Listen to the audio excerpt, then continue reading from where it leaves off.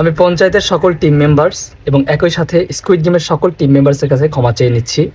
দেখেন, আপনাদের শো আমি খুবই পছন্দ করি, খুবই লাইক করি। আর অ্যামাজন এবং নেটফ্লিক্স আপনাদের কাছেও দোয়ার দরখাস্ত একই সাথে ক্ষমা চেয়ে নিচ্ছি। আপনাদের প্ল্যাটফর্মে গিয়ে আমি দেখতে পারিনি, আমার খুব ইচ্ছা ছিল আর কি।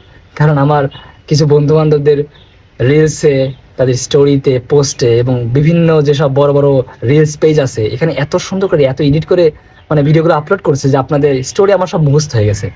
আমি আসলে মানে খুব ইচ্ছা ছিল যে দেখবো আপনাদের প্ল্যাটফর্মে, কিন্তু দেখার আর কিছু নেই। টাকা দিয়ে খরচ করে যে আপনাদের প্ল্যাটফর্মে গিয়ে দেখবো, কি দেবো বলেন? আমার সব মুখস্থ হয়ে গেছে। ধরেন যে কোথা থেকে কি হইলো, আমি সব কাহিনী জানি। এই জন্য আর কি আমি আপনাদের কাছে খুবই মানে দুঃখিত, একই সাথে ক্ষমা চাচ্ছি। নেক্সট নেক্সট যদি সিজন টিজন আনেন, তাহলে আমি দ্রুত দেখে ফেলবো, ঠিক আছে?